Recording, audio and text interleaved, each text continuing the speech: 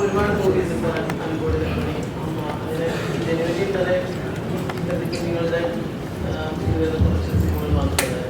അപ്പോൾ ഈ ഒരു പ്രൊജക്റ്റിലേക്ക് എത്തുന്ന ഒരു മൂവ്മെന്റ്, അപ്പോൾ നിങ്ങൾ ഈ സിനിമയിൽ ചർച്ച ചെയ്യുന്ന ആ ഒരു പോയിന്റിലൂടെ കടന്നു പോകുന്ന ഒരു വ്യക്തിയാണ്.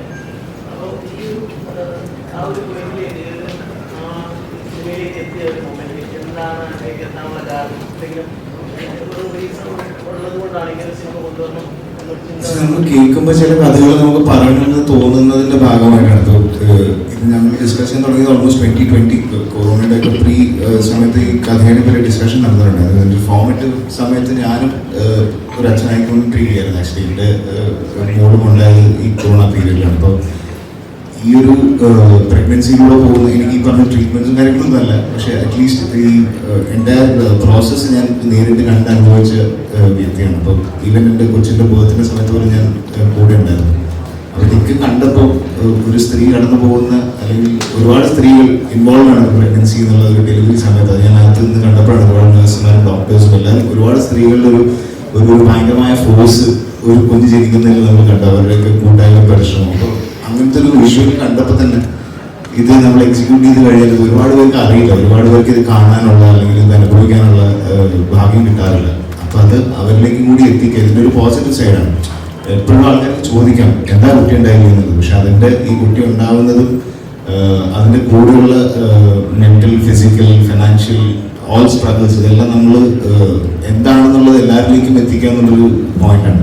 അതുകൂടി ഇതിൻ്റെ ഒരു സ്റ്റിഗ്മ അല്ലെങ്കിൽ ഒരു ടാബു, ഈ ഒരു ചോദ്യം കുറയുമെങ്കിൽ അല്ലെങ്കിൽ വ്യത്യാസപ്പെടുമെങ്കിൽ നല്ലതാണ്. പിന്നെ ആളുകൾക്ക് ഇത്രയൊക്കെ ഓപ്ഷൻസ് ഉണ്ട് കുട്ടികളുണ്ടാവാൻ നമ്മൾ അറിയുന്നത് നല്ലതാണ്. എല്ലാവർക്കും ഒരു പക്ഷേ IVF-ന്റെ സാധ്യതകളെ കുറിച്ച് അറിയുന്നവരില്ലായിരിക്കാം. സെറോഗസിയുടെ സാധ്യതകളെ കുറിച്ച് റെഗുലേറ്റഡ് സെറോഗസിയാണ് നമ്മുടെ ഇന്ത്യയിലുള്ളത്. അപ്പോൾ റെഗുലേറ്റഡ് സെറോഗസിന് സാധ്യതകളുണ്ട്, അഡോപ്ഷന് സാധ്യതകളുണ്ട്. അപ്പോൾ ഇതൊക്കെയും ഒരു സമൂഹത്തിൽ ചർച്ചയാവാൻ പ്രാപ്തമായ വിഷയമാണെന്ന് തോന്നിയതിൻ്റെ പുറത്താണ് ഇത് നമ്മൾ ചെയ്യാം എന്ന് ഉദ്ദേശിച്ചത്. ഇനി താരം എന്നൊരു ചിത്രം ബേസിക്കലി ഇപ്പം നിലവില് താരത്തിന്റെ ഞാൻ കുറെ ഇന്റർവ്യൂല് പറഞ്ഞില്ല.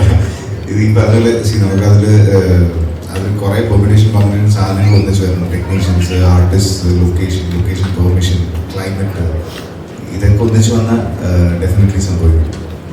ഇപ്പം അതില് എന്താണ് നിവിന്റെ ഒരു ഫിറ്റ്നസുമായി ബന്ധപ്പെട്ട ഒരു സംഗതിയാണ് ആ ചിത്രം. അത് ഫിറ്റ്നസ് ഞാൻ പറഞ്ഞു ഇത്രയും സാധനങ്ങൾ ഒരുമിച്ച് വന്ന് പെടുന്ന ഒരു അവസ്ഥയിൽ നടക്കും. അപ്പൊ ഇതിനു മുന്നേ നമ്മൾ തന്നെ ശ്രമിച്ചിട്ട് അദ്ദേഹത്തിന്റെ പ്രീവിയസ് കമ്മിറ്റ്മെന്റ്സ് കാരണം അദ്ദേഹത്തിന് നമുക്ക് വേണ്ടുന്ന ഒരു ഫിസിക്കൽ അപ്പിയറൻസിലേക്ക് എത്താൻ പറ്റിയില്ല. അപ്പൊ അത് നമ്മൾ കൂട്ടായി എടുത്തൊരു തീരുമാനമാണ്. അങ്ങനെ ഒരു സാഹചര്യത്തിലായിരുന്നു ജസ്റ്റ് ഒരു കരക്കമ്പി ഉണ്ടായിരുന്നു.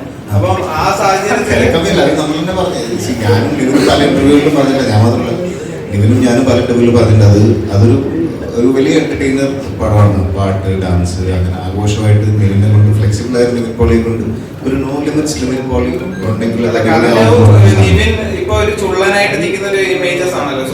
വരുന്നത് ഇച്ചിരി ചുള്ളനായി ഈ ബാക്കി പറഞ്ഞ സാധനങ്ങൾ കൂടി ഒന്നിച്ച് വന്നു വീണ് കഴിഞ്ഞാൽ സംഭവിക്കും.